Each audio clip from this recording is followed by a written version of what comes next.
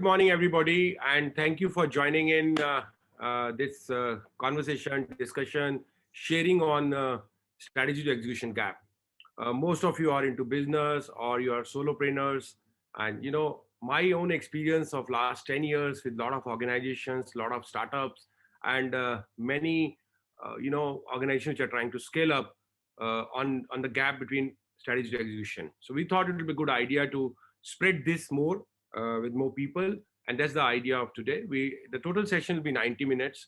I'll just quickly set few rules. So I think it'll be a good idea while we are on slides, if you can switch off your camera, and that will help you to we will have that will help us to have a good bandwidth on connection.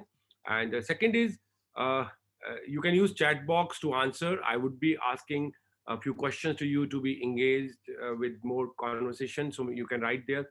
Also, we have decided that the top three questions which we will ask today, they will have a one-on-one session to build strategy map with me and my team.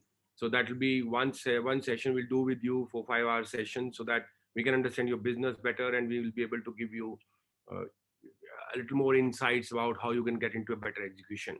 Now, business starts and we make dream. Businesses are starting with dream, and we create a kind of strategy for our dream, and we get into execution, and we start measuring the output. And then we get stuck and we feel, why business is not growing, what's happening. So let's go step by step on that where we might be going wrong, why our business is not scaling up, or we are not getting the results we should be getting. So that's the idea of today. So that's where we are. So allow me to start. And so what is business strategy? There are a lot of definitions around business strategy. There's a lot of discussions about business strategy. It seems to be a very heavy word, and in boardroom we spend a lot of time building business strategy, creating data, asking people how we should do and not. But in normal terms, it's a very simple guiding principle that when communicated, adopted, and executed well in the organization, it generates a desired pattern of decision making and achieving vision. Ultimately, whenever we start a business to achieve a goal or achieve a vision, and we create a strategy for that. But the important thing is that how this strategy is communicated, adopted, and executed. That's where the gap comes in. And that's where we are going to talk about today. And then what is business execution? So because we are talking about both strategy and execution, so what is business execution? Business execution is about having the employees and processes required to support a company's strategy, and making sure that they are doing what the company needs them to do to achieve its strategic goals. So if we simply understand, we create a strategy, and now there is a team and the processes which have to execute that strategy. Now the execution process and the capability and competence of the team is right for business strategy, and they apply themselves well, then the chances of achieving vision or goals are very, very high. Let's have a look at this video and we talk more about this.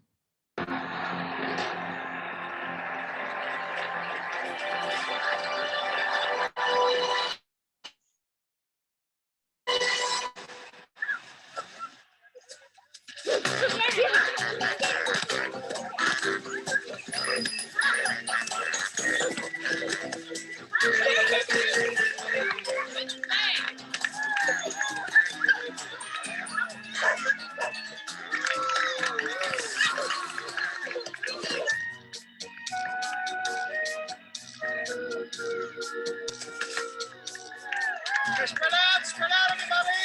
Spread out! Sophie, sweetie, pass it to Trent. Trent. Okay, that's good. Okay, guys, remember, do the thing we practiced. Remember? No, not that thing. The other thing we practiced.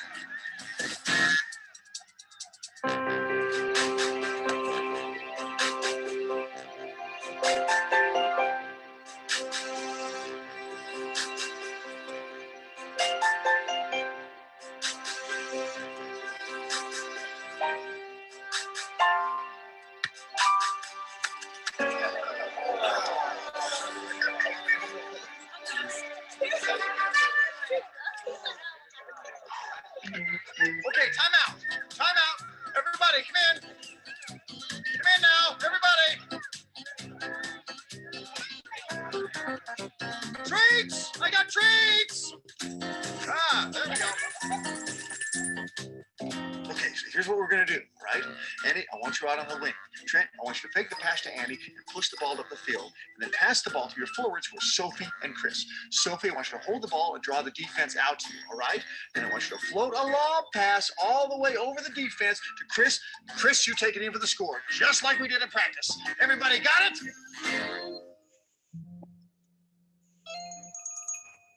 Let's go get him.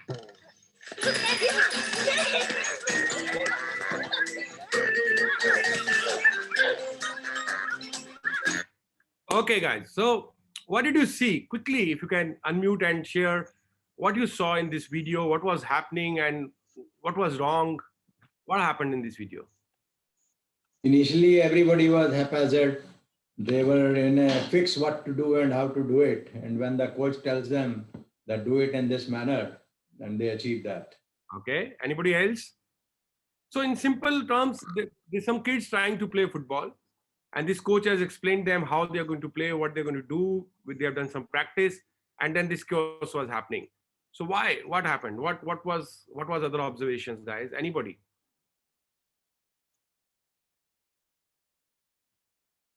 No observations? Okay. Now this is it. Yeah, please. I think somebody. Yeah. Yeah, Vikas here. This coach had taught them what to do and all, but I think the players on the field, they were doing it. They took the actual conditions in view and did the job. I mean, within the framed guidelines, they took their own call and could do what they wanted to do. Okay, Vikas, thank you. Anyone else? What are the gaps you could feel? Okay, let me ask a little more trigger question. Did you feel any gaps in the execution which was happening on the ground? Okay, so Asim Payal here. Yeah. Honestly, I felt things were not right, on the ground. So, okay, the internet connection was a little unstable, so I couldn't see it properly. But what I saw is that there was a huge communication gap in terms of what the coach was trying to tell them to do. And the execution was really not as per what was expected. And I think there was also one point where the lady, I think she did the goal, but then on her own side or something. Absolutely. So, it was actually all haphazard from my observation. Absolutely. Good observation, Payal. Anybody else, guys? Absolutely right. The goalkeeper loses his interest as he was standing alone, but he could not get involved in the game. Absolutely. Absolutely. Good observation, Harminder. So that guy was not engaged at all. In fact, Yeah. he went to sleep also. So this is, if you look at your organization, you look at any organization, this is what exactly happening. The coach was trying to explain them things in a very nice way with graph and all in a big way. But was it communicated to the team right? Was it speaking the listening? It was not happening that way. These kids did not understand those heavy strategical words and heavy maps and everything. And they went and just wanted to play. And while they're playing, some were not engaged, they were distractions, there's a dog coming in, and they're not really do. So that's what happens in day-to-day activity. When we create a plan, create a strategy, and when we get into execution, there's a huge gap. And then there's a chaos. But people were busy, they're still playing. They're playing football, they're consuming energy and time, but they were not getting the desired results. And that's what happens in our work. So this is exactly, I think, what Harminder said, Payal said, as some of you mentioned. There's absolutely, this was a game of football, but everything was going wrong as per execution plan is there. The communication was not right, engagement was not right. People were not clear about their role because they all were at one place. They're trying to just play on the football. People were not engaged fully. There were distractions happening. And that's what happens when our teams and we get into execution. That is where we need to address that. So let's look at that, how we can go ahead and do that. I'll share this video with some of you, who are not able to see it. Now, we all know about this great man of Honeywell International. He said leadership without the discipline of execution is incomplete and ineffective. You could be a great leader. You could create a great strategy. You could be a motivator. But if there's no discipline of execution, then it's incomplete and ineffective. Without the ability to execute, all other attributes of leadership become hollow. Because why you're there on leadership position? You are there to drive a vision, to execute a strategy with the help of people and processes. And if you are not able to do that and you're able to get to that result, then you could be best motivational leader, you could be best strategist, but at the end of the year or day, for stakeholder, it's the bottom line and top line. Have we achieved what we planned for? That's very, very critical. Now, quickly, if you can, whatever you are doing and whatever one or two words comes to your mind, what are your challenges in execution? If you can just punch in our chat box, top one or two challenges while you're executing your plans or your dreams or in your organization. If you can just punch in, we'll be able to, understand the group, what are the kind of challenges you guys are feeling. Quickly, you can just punch in my top challenge, one or two, while you're executing. Not about strategy, not about leadership, not about people, not about anything else, only about execution.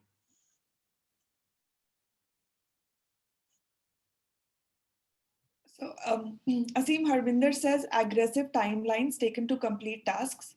Okay. Bhushan says market situation planning. Amrish says inconsistency. Yeah. So market situation means the uncontrollable environment outside, which we cannot control, which includes competition, which includes customers, which includes many fluctuations in terms of currency or anything. You are executing, not about strategy, not about leadership, not about people, not about anything else, only about execution.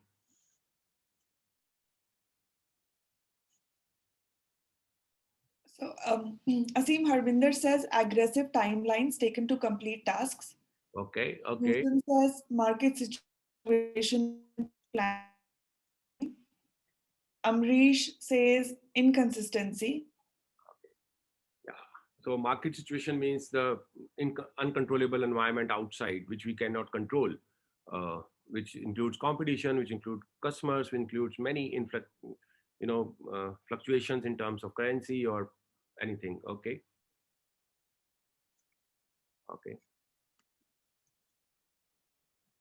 Maybe you can punch in, we go forward and come back to this soon. They will. So let us look at a logical step of building and scaling up a business. How does it happen? How does we start? So it always starts with a dream and then a vision. So I want to do this. Anybody who gets into entrepreneurial, stake, even build an organization or become a consultant or solopreneur, they have a dream to achieve this. They want to work for themselves. And then they create a vision about that this is what I want to do. This is what I want to become. Then there has to be a mission. Now, vision is basically a dream, a destination, and mission is action to do that. Mission is those actions we take to achieve this vision. Then values, what are my, I'll not compromise on these things. These are my core values. It could be an honesty or integrity or being agile, whatever. And then you create a strategy map. Now, it's like building a house. When you build a house, you always create a blueprint. Remember, we all know there is a map which is being created. And in that map, then we put, what are the items you're going to use, how you're going to do that. Architect create that map. Now it is your business, you're architect of your business. That map is very important. Generally, this map is missing and we get into a goal. Or at times, this map is there and then we start executing things and we start measuring outputs. And we say, are we on right track or not? But output is not in our control. That's an output. The inputs are in our control. So what are the inputs on this strategy map? And on the basis of strategy map, then we create measurable goal sheet with initiative and action. So for example, if I make a goal sheet of saying I'll do X value, to do that X value, what are my actions? And these are the actions I can control, I can measure. That's the goal sheet should, then those initiatives, if you are in a team, it should be cascading down to your team members, who's going to do what, and then you review and improve. That's how a business is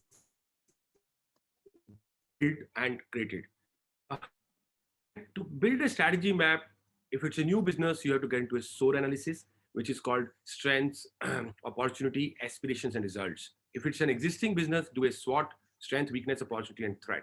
Strengths and weakness are internal, opportunity and threat are external. And then on the basis of that, you create a vision, mission, values for your business. Then you create a strategy map, and then you get into annual goals, which are measurable. Now, this could be single sheet of paper. I'll give you an example also, which when you create it for an organization, for a department, or for an individual. The sheet will put you on the track. It will help you tasking how you are faring, you're right or wrong. This is how it happens. If you look at this simple chart, and I love this chart, it talks about tactics, doing things right. It also talks about doing the right things, which is strategy. Now, you could be tactical, and you can build your business with a strategy.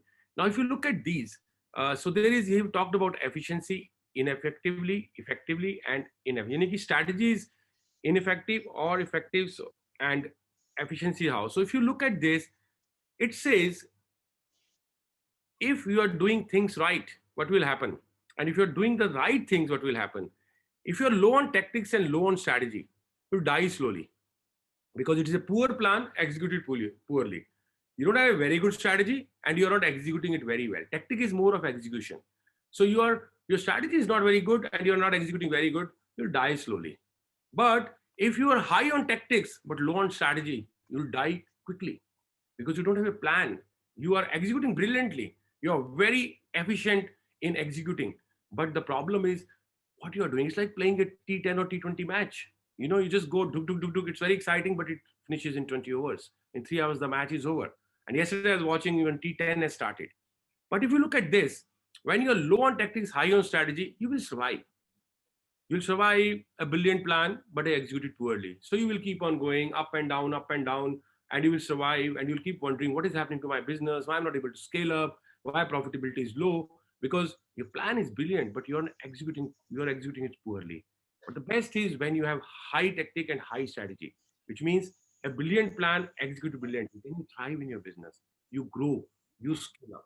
Now, how do we get into this segment of thrive, where our efficiency on execution is very high, and where our strategy is very effective, which has been created. Now, this is one chart which you should put your business into and decide where you're going down. Are you not growing? Are you dying slowly? Are you just surviving? And you will know where is the gap for you. Ram Charan has written wonderful books, and he's a great coach and leader. He says 70% of strategic failures are due to pure execution. It's really for the lack of smarts or vision, which is a fact. Because with our experience, data, engaging some senior people, we create a strategy. The wrong part is the execution, which we are not able to do properly. Let me now, once you create strategy, it is important to have a deployment of that strategy. We have heard this from army, from cricket games, that this is the strategy you're going to deploy on the ground. Now, when you deploy a strategy, there are various things comes into picture, okay, which you also mentioned some of them: external environment, people capability and competency, customers' reaction to your product and processes. It could be financial constraints and time. There are various things, but still, if you create a strategy, it is critical to deploy it. There are various tools to deploy a strategy. I'm going to share one with you today, which is called Balanced Scorecard. Balanced Scorecard is a strategic planning and measurement system that organizations use to communicate what they are trying to accomplish, communicate to themselves, to each other, to stakeholders, and to all the employees. Align the day-to-day work that everyone is doing with strategy. This tool tells you that how people are doing on day-to-day basis. Is it speaking to strategy or not? Prioritize projects, products, and services. It also helps you in prioritizing your work, that what you should be doing today and what you should not be doing today. And it measure and monitor progress towards strategic targets. Now, it says it's a strategic planning and measurement system, because it is very critical. You have to measure what you are doing. Okay. Now, there are 4 components of this for any business. If you look at that, there is financial success. What I'm doing as a top line, what I'm doing as a bottom line. So there has to be certain goals on your financial parameters. Then what are your customers looking at you? How they look at you? Customers, what you are giving to customers? What are their response to your product or services? Then internal business processes, and at the bottom is learning and growth, which is about people, which is about processes, which is about technology. I'll just share a small picture to make. Remember, financial results, if you equate financial results with fruits. Now, if you have to get fruit, any fruit, so you have to start with what? You have to start with a very conducive, very conducive place, very conducive soil, where there is right content of water, right content of other ores. But if it is not there, you put it. So you always start with a right right soil, and then you need a seed. And when you put a seed, right seed, and then you water it and you take care of it, and then then the tree start becoming stronger. Now it depends on soil, seed, and how you're taken care in the initially, how strong is going to be, how big is going to be your tree. The bigger is the tree, the better are the branches. The more are the branches, better are the fruits. That's how business happens. Now, this soil is knowledge, skill, system, and tools. This is about people. This is about how they work. This is about your technology. If you have put everything right, and then your roots and your stem is your internal capabilities. What are the processes you have created? And the branches are customer benefits. The more branches you have, the more customer, which means customer benefits. And then more branches means you're going to get better fruit, which means better financial result. So for any business, if it is a team working on that, it is very critical to equip your people and use right technology. Very, very critical. Equip your people means they should be clear what are their roles, knowledge and skill. They should be competent, build competency in them, train them, use technology for managing your people and processes. The next step is to build the strategy, capability, and process. When you have right people and technology, they'll be able to build the capability and processes internal. Once they're built, it will be able to deliver the unique benefits to customers. And if customers are happy, customers have unique benefits coming from your organization, it will drive financial success and you will be able to realize the vision. Now, many times what happens, we directly get into output, we directly get into execution without looking at what I am offering to my customers, what I am doing my internal processes. Is it helping me to deliver again and again the same thing? So this is the tool which can be utilized to, you know, bring your strategy on a piece of paper and cascade it down to everybody. And everybody is going to make against those goals a initiative or action plan. And everybody is doing the action plan and you're achieving your vision or goal of the annual, whatever you have planned. Two principles. What gets measured gets done, and what gets reviewed gets improved, which means whatever goals you are making, they should be measurable. I want to be the best is not a goal. It cannot be measured. It cannot be reviewed. But if you say, I want to be in top 3 in this particular segment, or I want to improve my customer satisfaction level by 20%, is measurable.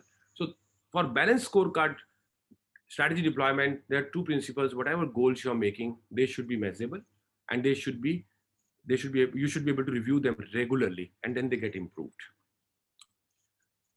The process of developing a strategy scorecard is logical. Competent people, with the help of enabling technology and a performance-oriented work culture, can manage their process effectively. Look at those 4 segments now. Competent people at the bottom with technology, then performance-oriented work culture can manage the processes effectively. And if there are competent people, effective processes, what will happen? Effective process help us meet or exceed customer requirement and make our operations efficient. What happens with that? Satisfied customers. What happens with satisfied customers? Profitable growth. So the process is very simple. Right people, right technology, right processes, unique benefits to customers, efficient benefits to customer will help you getting your desired results. I'm not going too deep in that, but the strategy map is basically the ABCDE of strategy map, which is very simple. Is you do an assessment, environmental scan, background information about your business, situation analysis, get into SOAR and SWOT, and then you look at various things, challenges, problems, what are your capabilities, what are the gaps within organization, outside organization, and then you create a vision, what are your major goals you want to achieve? For these major goals, what are your specific objectives? How you're going to measure them? What are your targets for these? What are your initiatives you're going to achieve these goals? Day-to-day action plan, then managing those performances, review regularly, take corrective action and feedback, and then go back and keep on doing this. So this helps you creating a strategy map. I'll just share one output which helps out of this. So this is an organization. So this is the vision they created. They are into storage systems. They manufacture storage system for industries and they sell. So when they did this exercise, they started this business. This document came out. The vision which they created, a dominant domestic brand for storage solutions with global footprints by homegrown talent. building a thriving ecosystem for all stakeholders. Many times people ask me when I'm coaching them that vision or mission is only for big organizations. No, vision and mission is even for a solopreneur, even for a consultant who's trying to do something at his own. He should be clear where, because vision and mission will help you creating that blueprint for you, which is called strategy map. Now, vision is a dream, a destination where we have to achieve. To achieve this vision, what is the mission? Mission is actionable.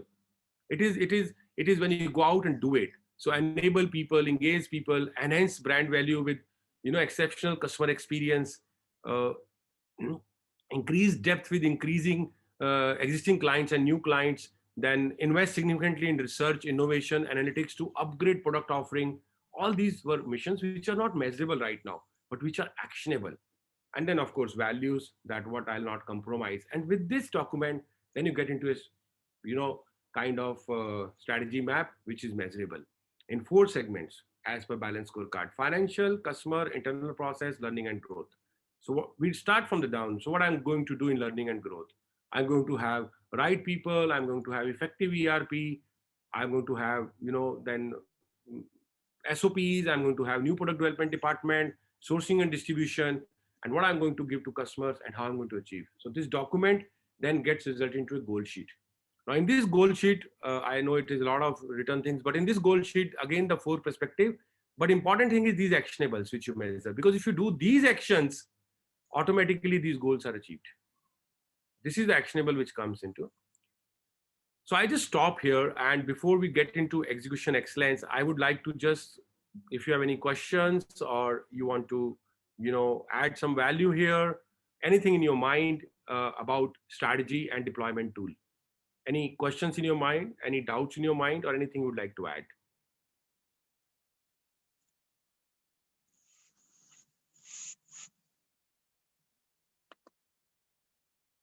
So when there is no question, either it is very clear or it is all clear. I don't know. But if I have to summarize this, guys, the summary is very simple, that there is, whenever you start a business as a solopreneur, or you build a team and start building an organization, it is very critical that you do a proper SWOT analysis. When I say SWOT analysis, I mean you should understand that what are your strengths, what are your weaknesses, or so what is your aspirations, what are the results you're looking at. After doing that, it is very, very important to look at what you want to do and what you don't want to do.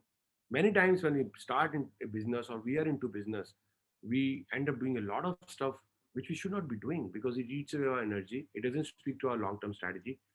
So once whatever you're doing in your business, it has to speak to your long-term strategy. That is very, very critical. Then that strategy from your mind or brain has to get into paper. And on that paper, it has to get into a measurable way. For that, I'm saying there is one tool which I'm sharing with you is Balance Scorecard. With the help of Balance Scorecard, you can put that strategy map, and from strategy map, you can create measurable goals. And these goals could be yours. These goals you can cascade down to your team members. But important is not these goals, because these goals are an output you are achieving and a result. So let's take an example. So for example, how does it help? Suppose you have to travel. You have to travel from Delhi to say Amritsar. Okay. Now, Payal, I don't know you understand Delhi or Amritsar because you're at Singapore, but in Singapore, but it's a 400-kilometer distance. Okay. Now, Yeah, if you're got traveling it. from Delhi to Amritsar. So Amritsar is your destination where you want to reach. Okay. But now there are various questions in your mind. First, how you're going to go? Are you going to go by air? Are you going to travel by car, by train? That's the process what you're going to use to reach there. Let's assume you decided to go by car. Now, you know that 400 kilometers you'll cover in say 8 hours. Then those milestones are there which will tell you, if I am at X place by this time, I'm moving right. If I'm not, say, at Ambala by in 3 hours, then I'm going slow. It means either I have to speed up my movement so that I can reach Amritsar on time, or I have to reschedule my arriving time at Amritsar. So that's what is measurement and correction in between. Now that's what we need to do to business. Now what can I control? Can I control the end destination? No, it remains same. I can only control my speed. I can only control my mode of transportation. If I have to reach 3 hours, I may use by air. So all that stuff which happens. So that's what happens in business. Business is like that very simple thing. Create a strategy map, create goals, create actions for those goals. That how I'm going to achieve these goals. What are my actions? And these actions has to be measurable. And these actions go down. So I hope it's clear, guys. And any questions? I'm good. Good, Praveen. Anybody else?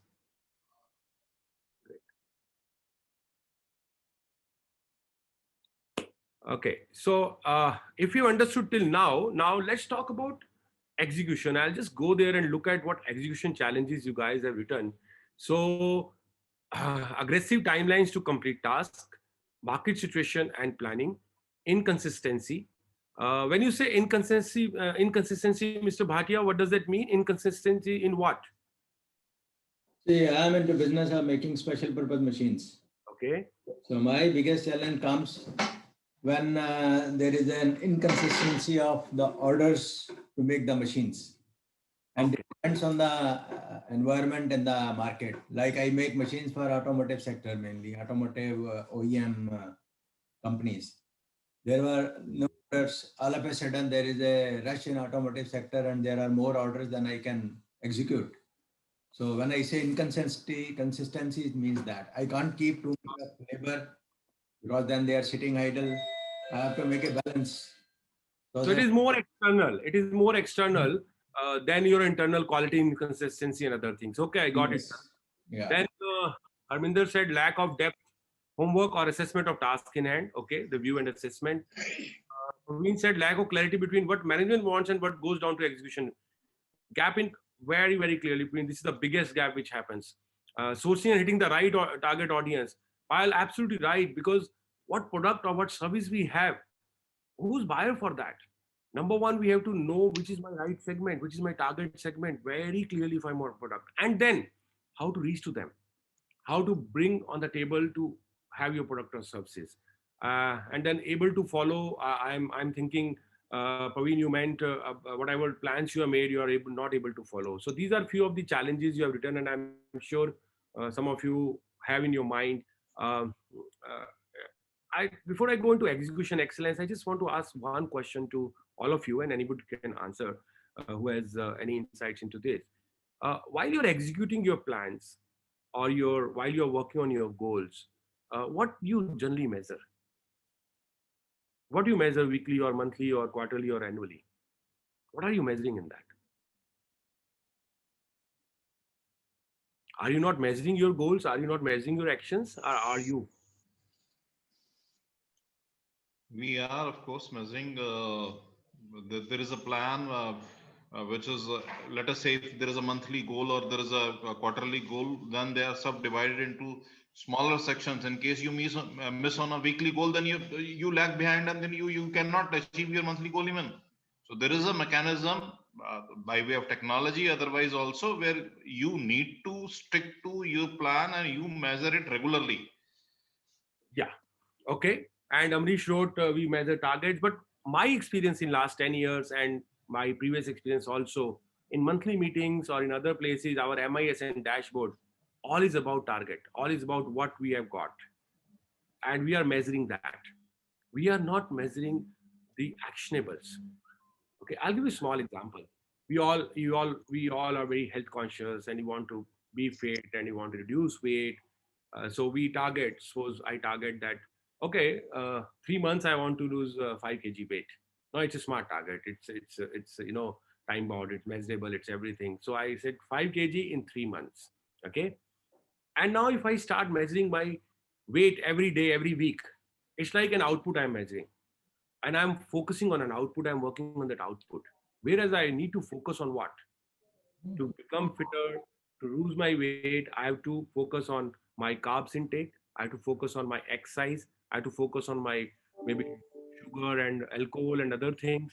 I have to focus on my eating habits. So these are the input areas. If I focus and I task them, the result will automatically come in. And while we are executing with our team or even ourselves, we are too much focused on output. We are not focused on input. So let's look at this more, how it can work in in a organization parlance. So Let's talk about this, which is execution excellence. Now, this is from Four Disciplines of Execution. It's a book by Sheen Covey.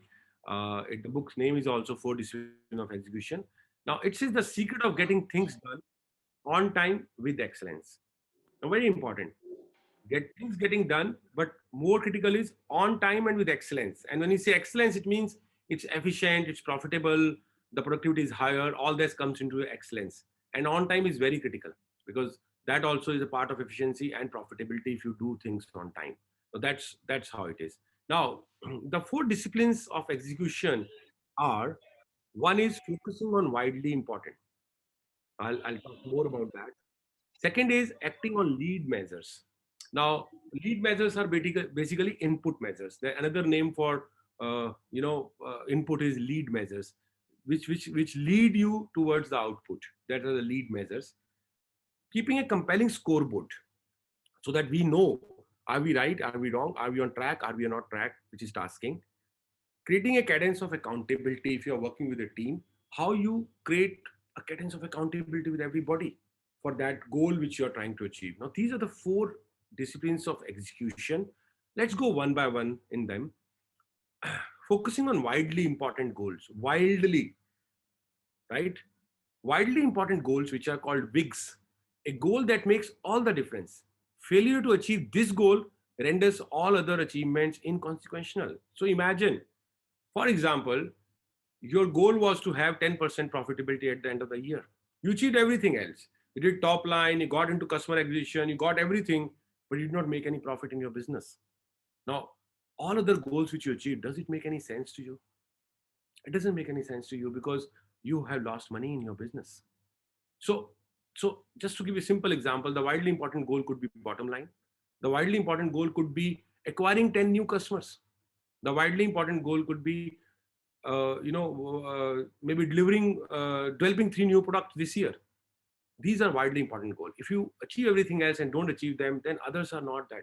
If everything else remains status quo, what is one area where change would make all the difference? So let's assume everything remains same, but what is 1 or 2 or 3 areas you can choose or decide which will create the whole difference? Now, when we work, we get up in the morning, we go to office, we have a lot of work to do. There's a lot of day job. There's a lot of email replies. There's a lot of operational work we have to do. A lot of things we do. But during this all day job, all busy schedule, are we missing out on focus or working on that widely important goal, which will make all the difference? Now, the question is first, how do I identify my widely important goal? Out of my goal sheet where I said 20 goals or 15 goals or 12 goals I created, out of those 12 goals, which is widely important, which is those 20% which will impact 80% to my organization or my result. For many consultants and solopreneurs, maybe building a brand for themselves, or maybe reaching out to the right segment, or maybe writing a blog every week which has a meaning for their kind of work.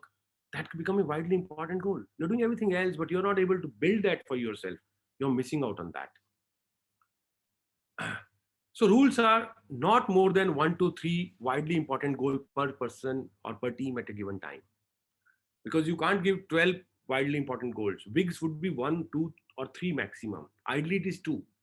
Once you achieve those 2 in a quarter or 6 months, you can add 2 more. So while you have a goal sheet for your organization, you pick out 2 or 3 widely important goals. And you said, okay, let's focus on this also to create the differentiation you want to create.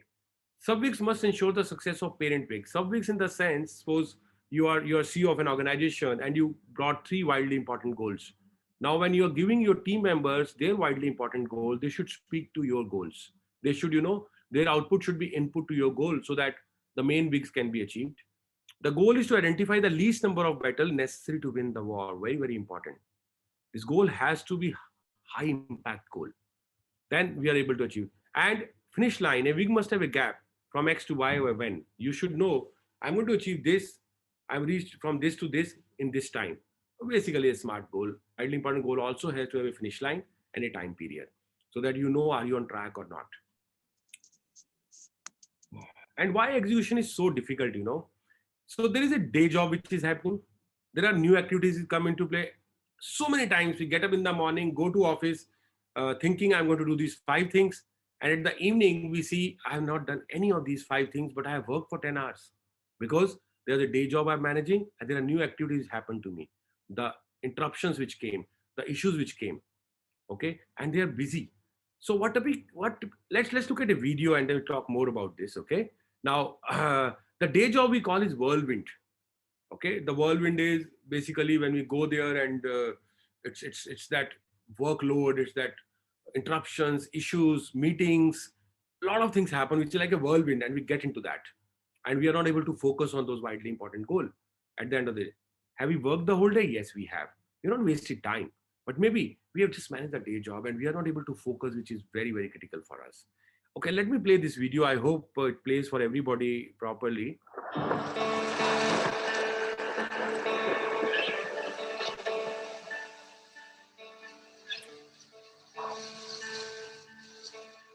He never thought execution would be so difficult. After all, the people in his organization work for him. Nobody else is paying them. When he was in business school, they never even studied execution. They studied strategy. He's been into his plan almost a year. And if he's honest with himself, not much has really changed. So why does this always feel so much harder than it ought to? Because the enormous amount of energy required to maintain the operation, the day job, what we call the whirlwind, will suffocate the activities needed to execute on the strategy. Think about the strategies that you've seen fail. How do they die? Do they come crashing down with a loud noise, or do they die slowly, quietly smothered by the day job? You see, these people aren't stupid or lazy or defiant. The problem is they are busy with what they call the real work. He has also made the mistake, like most creative, ambitious leaders, of trying to pursue too many goals at the same time. And as the numerous priorities become jumbled within the whirlwind, his people lose sight of where they stand. They measure everything, but the numbers are after the fact, lag measures. He feels like he's driving a car by looking out the rearview mirror. His managers spend their days either battling the whirlwind or praying over lag measures. So as people return to their day job, having lost sight of the strategy, they are clearly playing not to lose rather than playing to win. Actually, he is not a bad leader, but he is losing to the whirlwind, and it is his fault. There are rules for executing in the face of the whirlwind, and unknowingly he is ignoring those rules. But they're not ignoring him.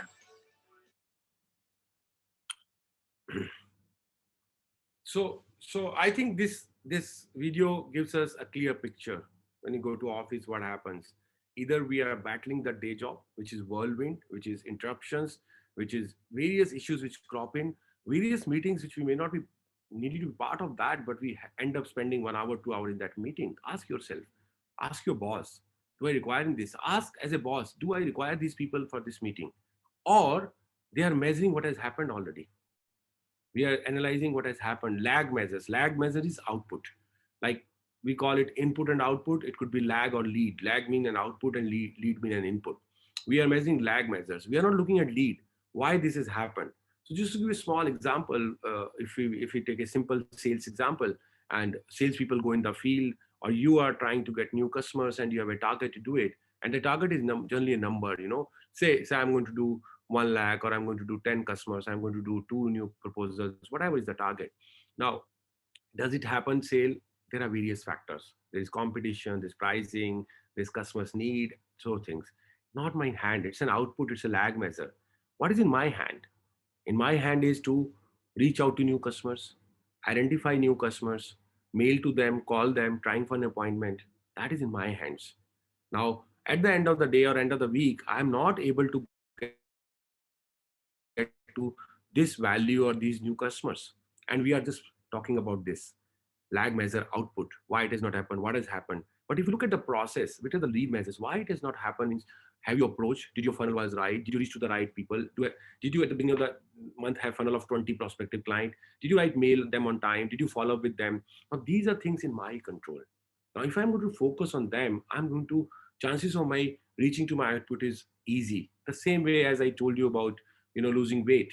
In my control, weight is not in my control. In my control is other things, which are eating, exercising, proper diet, or all other things which I can control. I have to look at that. Then I'm going to reach to my output. So trick is not executing a goal. In our life, we all are very busy. We don't work in isolation. There's no vacuum around us. Okay, there's a lot of noise around us. There's a lot of things happening around us. The trick is executing a goal in the midst of that whirlwind.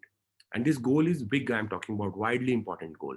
In that, whirlwind, in that noise, in that competition, in that day job, in that operational issues, in that interruptions, are you able to focus on a widely important goal?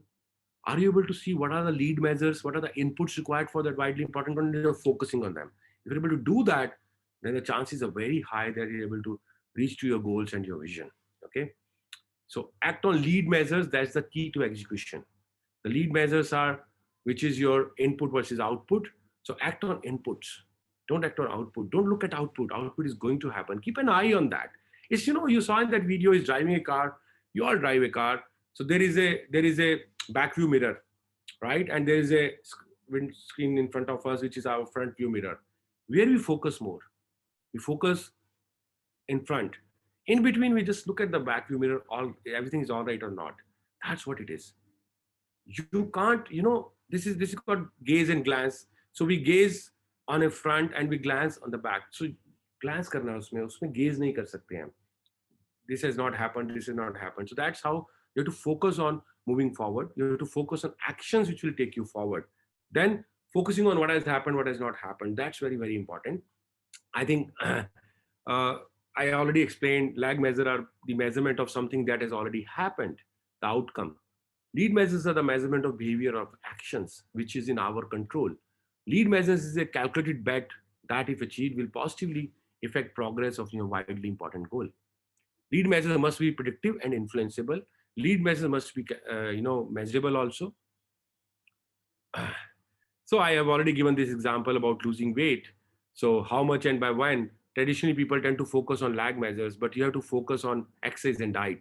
And this lag measure will automatically happen. Next is keep a compelling scoreboard. Now, what does mean by compelling scoreboard? Now, if you are tracking, and I think somebody wrote about tracking, tasking your goals or something, visibility about that. It is very, very important to have a view, not only to you, but to everyone else who's working on those actionable or goals.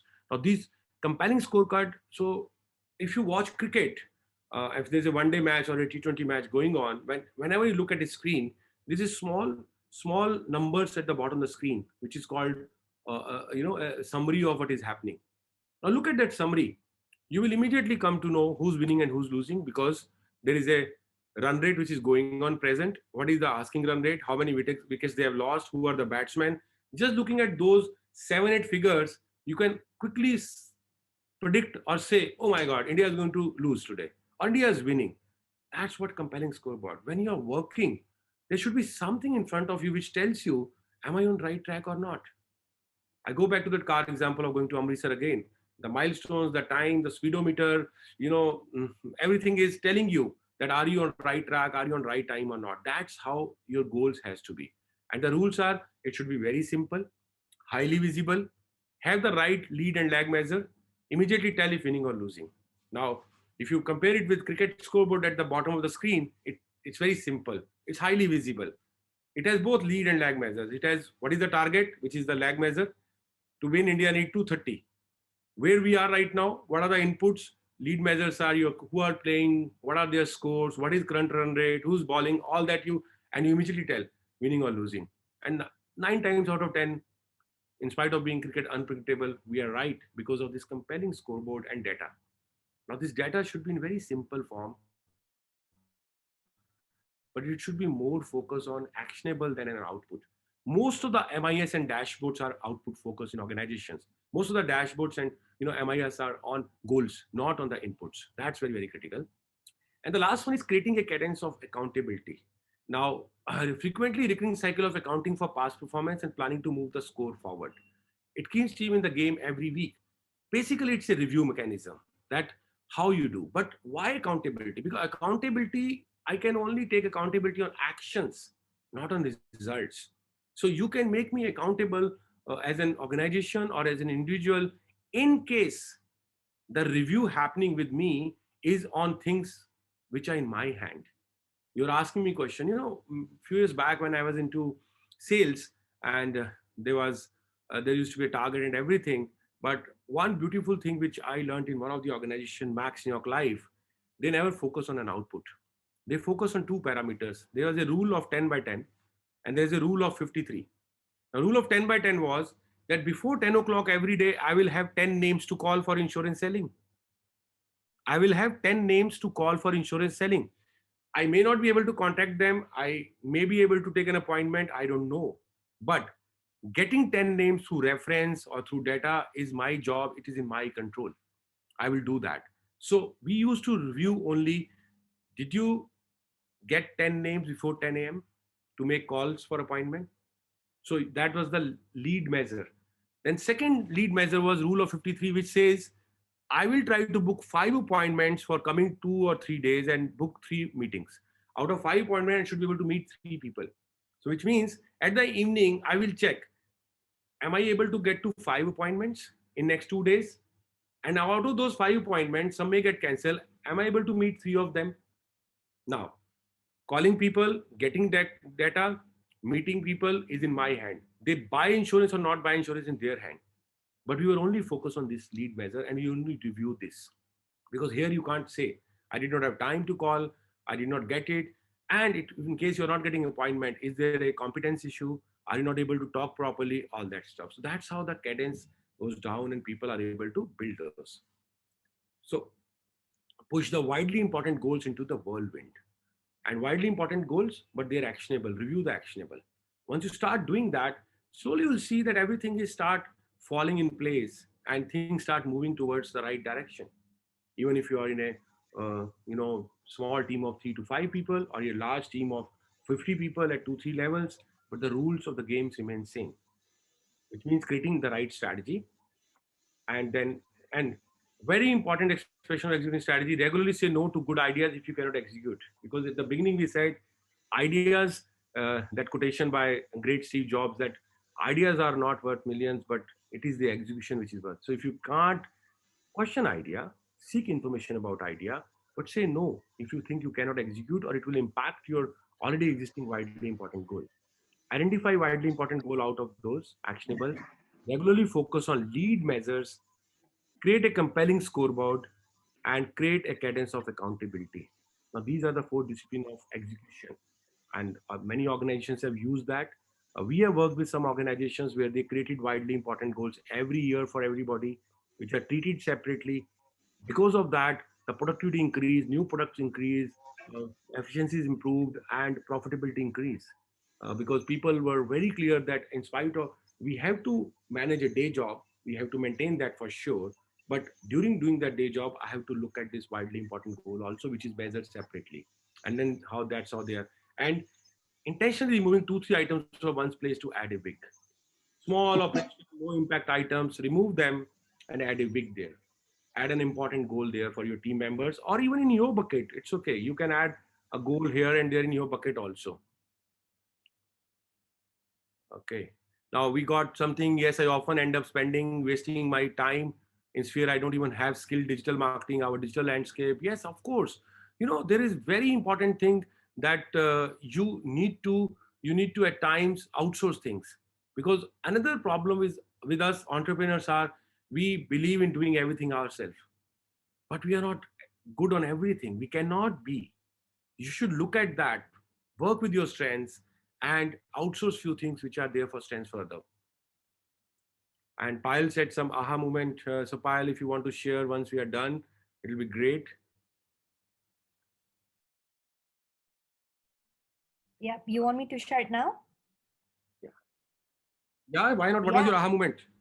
Yeah, so actually it was about the widely important goals and ideas, because you know that I've taken my strengths profile and I have ideation in my top 5. So it did happen. It's a real life situation where I was so fascinated by a certain idea and I was like, great, let's try and execute it. But after what you shared, I'm like, oh my goodness, that was the one pulling me down because I said yes to a fancy idea, whereas I could have just said no and worked on just focusing on the wildly important goals. So that was my aha. Thank you. Actually, it happens with all of us because we get ideas and we get into that because we have freedom to do that, being entrepreneurs or being solopreneurs. We said, okay, let's try this, let's try this, let's try this. And then it eats a lot of energy for us. So it's very, very important for effective execution. We ensure vision is converted into mission, and mission, we build our strategy map. Critical. Put it on a piece of paper. Don't keep it here. Even if you don't have any team member, I talk about vision. I give this example. It's a very famous example. I'll just quickly share one with you guys. In 1969, when NASA was, about to finish that rocket, which will take a man to moon for the first time, the president visited NASA to motivate them and say thank you. And they were about to launch. And while he was passing through a corridor, he saw a janitor. Janitor is a plumber cum sweeper, who takes care of toilets and plumbing things. And this janitor said, "Good morning, President." And President said, "Good morning. What's your name?" He said, "My name is George." So he said, "George, so what you do here?" He said, "I'm helping NASA to build a rocket to send a man to moon." Imagine the alignment and accountability, cadence of accountability to the janitor guy. He did not say, "I clean bathrooms here," did not say, "I maintain plumbing work here." He said, "I'm helping NASA to make a rocket to send a man to moon," because that was the vision of NASA at that time. So in your organization, that should be documented, very clear to everybody what you're trying to do. Then only they'll be able to participate in that. They'll be able to own it. Okay. And that needs to be converted into actionable, because dreams, it's good to take dreams, but dreams you fulfill only by taking action. Okay. And then there should be a measurable strategy map. Create an organizational sheet with measurable output and controllable inputs. Very important. Bhushan, you said, you talked about outside things, but when you create a goal, you have to focus on controllable inputs. What are the actions you can do it where you are accountable and responsible for the output? Opportunity threats will be outside. They'll keep coming. How to harness them, we can talk in a separate way. Then deploy strategy with a balanced scorecard tool and cascade goals and actionable down to the last mile so that they are aware. Create wigs and work on lead measures, wildly important goals and their lead measures, input measures. So if you have 12 goals this year to achieve, there should be at least 2 or 3 which are widely important goals. And what are the actionable for those widely important goals? You may try or play on some new ideas or do something else, but whatever you do, those 3 goals should not get, hazy in your eyes, or you don't focus on them and you say, "Oh, I could not do it because I have 10 other things to do." That's wrong. It's your goal, it's your vision, it's your organization, it's your whatever position you are into, a leadership position or a CEO or a solopreneur, it's about you. Okay, you can't put on others. And always keep a scorecard for visibility. People do better with visibility. Asking run rate kya hai, it helps batsmen to play better. That's very, very, very important to do it. That's all, guys. If you have any questions, answers, or if you want to give some inputs, share your thoughts, it would be a great idea. I'm done with these 2 things because these are heavy subjects, I know, but we want you to cover a bit. And as we said, 3 best questions are going to have one-on-one session to build their strategy map. I'll help building strategy map. Vikas here. Hi, Vikas. Yeah, what they call the only thing which I wanted to add here is a lot of people move with their ideas, with their dreams. This is what they want to do and set up a business or raise an organization. And if not backed up by the proper market research, thinking that, okay, this could be such a big idea, or this could be such a big business, without knowing how much is actually the market size, the market research, the other players, that's a whole big world out there. And unless you know well about them, then your ideas and all could be strong enough. You can have the best execution strategy, but you can fail because of that, right? Now, how do you capture that in the part of your successful execution plan? That Uh, was my question is. It's, I think, very right, Vikas. It's very important. See, whenever we come out with an idea, and I have seen that we think our idea is unique and we are going to change the world, we are going to create next Apple. And when we start moving forward, we see 10 other people are doing the same thing. For any business to be successful, very important to see, are you solving a problem? Number one, what problem you're going to solve? Number one. Number two, is there a competition in this sphere? That market research is very important for your product or services. Once you're able to do that and you're able to identify, so I'll share a small thing. When we started our consulting and we said we are going to do consulting with small organizations, owner managed companies, that's where our forte is. We help them scaling up their business. We realized very soon that we can do advisory, but nothing will be executed because they are very busy in day job, number one. Number two, they don't have that kind of brain capital, small organizations who can be spared to bring in the change in the organization. So we said if our product has to be different, we have to get into execution. So we researched and we found out that if we are able to not only build something for our clients, but also help them executing and implementing that, they are going to hire us for a longer period. And that's how our model BET created: build, execute, transform, and transfer. Now, what is the edge we got from other consultants and solopreneurs and smaller organizations who are helping these people? That they give a document, they advise, but we also get into execution and implement. So I think you're absolutely right. If our start is not right from there, then creating a strategy and execution plan still may not give us the desired results. I hope I could answer you, Vikas.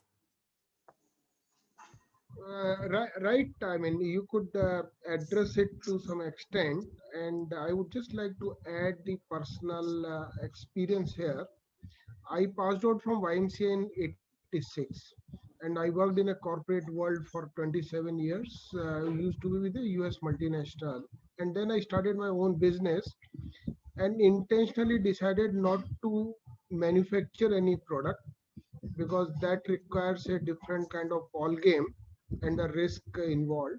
So we started taking some Indian vendors to the global market. And I set up a business in Dubai and we ran successfully and we're still doing it well. Now, in the process, I found that once I had around 18 vendors, then I cut down to around 3-4 only, because all vendors come that their product has a huge market size across the globe. The fact was contrary to that. But the few vendors on the other side had a huge market potential, but they lacked the execution strategy. You know what I'm saying? There are one side of vendors who did not do proper market research, the other side of vendors who did not know about the market potential. And in that whole game, we tried to make our space with our expertise, and we are a team of people now. We are doing it. Now, in that whole process, the market research and execution strategy, the successful execution, both play a very critical role. And at the same time, the people who are the key decision makers in an organization, they need to buy this idea. Unless they are in sync, you can have all other 100 brains, but the key people are just not aligned to this. They still feel that their own way is the best way. Things don't move forward. Absolutely right. That has been my experience, and good. Yeah, it has been a good interaction. Yeah. Thanks for sharing your experience, and in fact raising very important point that both the things are very critical. It's not only execution, it's also the product and research. Thank you. Anybody else who want to share or ask something? And if anybody has insights, you all are experienced and learned people. If you want to add something to any question, you're welcome. Aseem, I had a small question. Maybe it's little ticklish, but may I go ahead? Sure. Yeah, Aseem, so what if the W part of WIG, the wildly important goals, is actually highly wild indeed? I mean, what if the entrepreneur is actually could there be any yardstick against which we could measure that? Is that goal unreasonably put into, or no? Are you thinking about a disruptive idea, Sonal? Is it something to do with a disruptive idea, which is when you're saying wildly means you're thinking unthinkable kind of stuff? unthinkable. No, not unthinkable, but beyond at least 5 times of our present capacity, maybe. Oh, You know, okay. yeah. So first of all, there's no problem in thinking that way. If it is something which is practical, something which is the need of an hour and which can be built, then it is only about building that capacity. Okay, you may be able to great products. Talk about if you have talk about many organizations. Talk about the organizations we talk today. Some recent organizations like Paytm and other OYO rooms, or the earlier organization like Apple or Google. They had something which they felt is it's huge. It's just 5 times. But what they did not leave the goal. What they did, they built that capacity. So if you strongly believe in that goal, then the only thing you need to build is to build that capacity, and capacity in a similar way.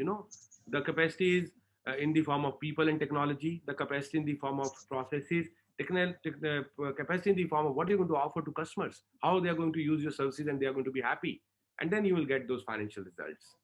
Remember the tree. It could be anything, apple or mango or banana, but ultimately we all are looking at those fruits. Yeah, fair enough. Thanks. Yeah, cheers. Cool. Thanks. Hi guys, anybody else? Yeah, Aseem Payal here. So just a question, I really liked how you showed that matrix on tactics and strategy, and how do you really know whether you're dying quickly, slowly, or thriving, surviving?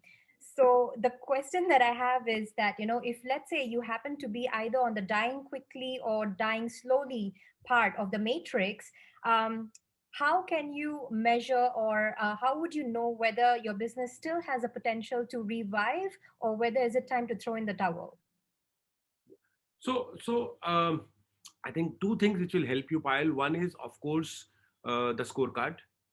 Okay, the compelling scorecard will give you that input, that what is happening and why it is happening, and then you can deep dive into that. Okay, you can find out that, okay, why the desired results I'm not getting, which is going wrong. Is it my product? Is it my approach? Where I'm wrong? Is it my process, or I'm not going to the right segment? Because it is very important to identify the challenge which is in your business. Because business idea is not a problem. Idea is not a problem, and your conviction about that idea is not a problem. And if there is a demand you have established, the research you have done, then it is only about how you're taking action on that. Number one. Number two, in case actually really you are unable to find it out, it's no harm in going back to drawing board. Get back to a SWOT analysis or your SOAR analysis, because once you've done at the beginning of starting your business, and when you do after 6 months or 9 months, you are 6 to 9 months wiser. And you will yourself laugh and say, oh my God, I made this document, but this document is not even 50% good for me today. And you improve that, and on the basis of that, so it's the kind of revaluation of what you thought 6 months back, if you're not right on track. So what is going wrong? So you'll find out that, and you build your strategy once again from there. Now these are two things.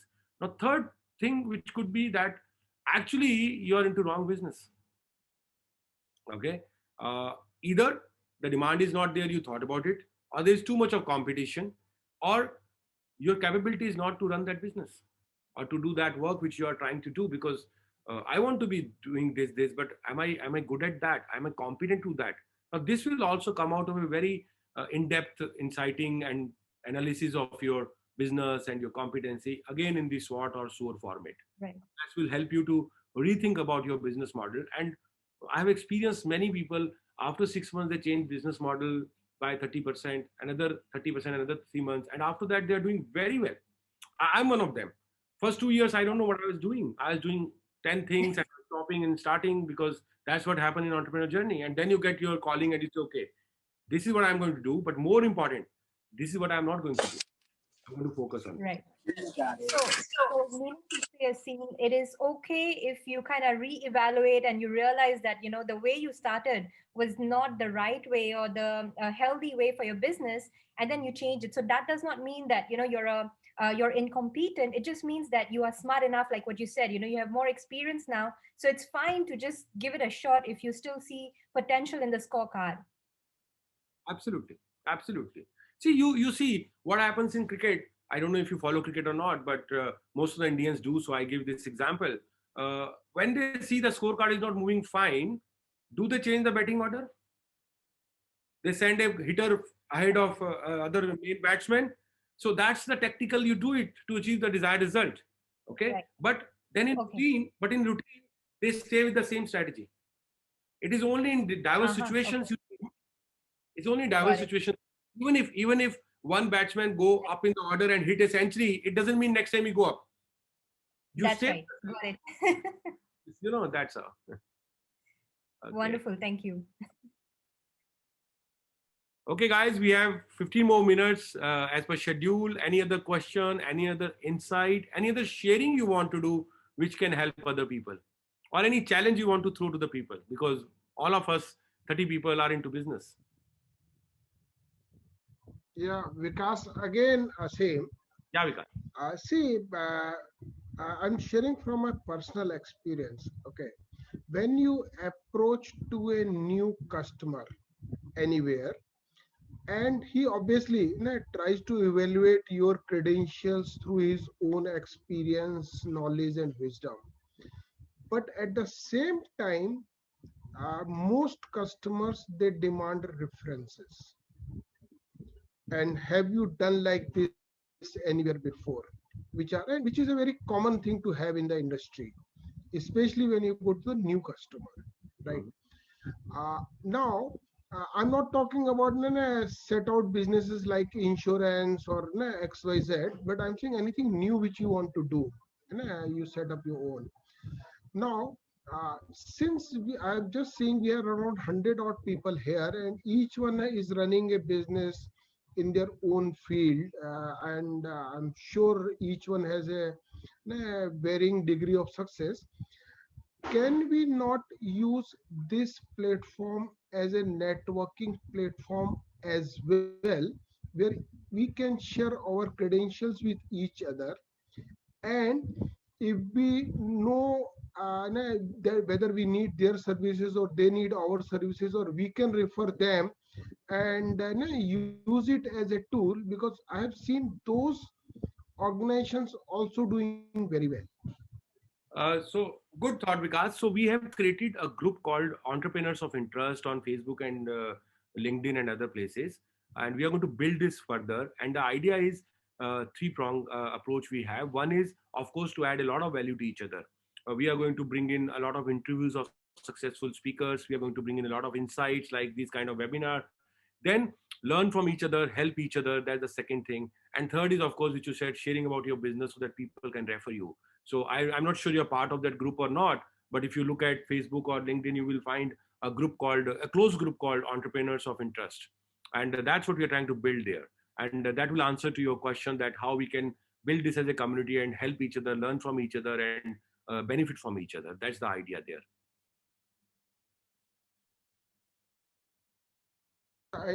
Great, Asim, because I'm not a part of that group. I just got this link from the YMCA group of Gulf people.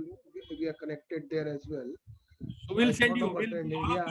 So we'll get connected, and I think it's a good idea to stay connected and build up a community like that. That helps a lot.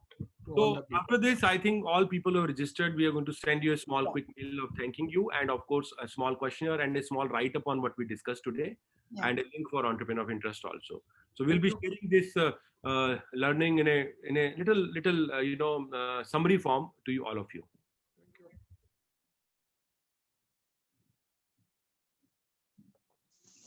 Thanks, Asim, for your time today. It was quite insightful. I managed to catch just a short bit of it, but even then, I did find it We are going to post it on Entrepreneur of Interest, the recording. Maybe if you want to see it again, you can. Okay, cool. Yeah, I will.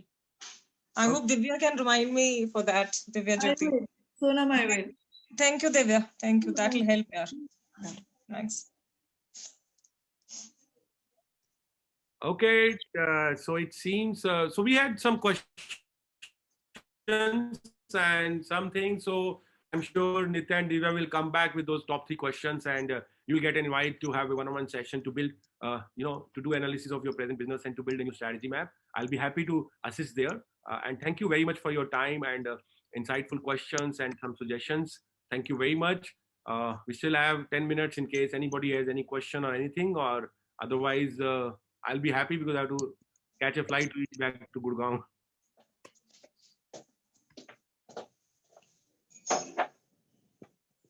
Thanks, Aseem. Thank you so much. It was an absolute wonderful session. Thank you very, very much. You have a safe flight here. Thank you very much, guys. Take care. We'll be in touch very soon. Come back to you with a lot more stuff. Bye-bye. Thank you, Aseem ji. Thank you, Aseem ji. Take care.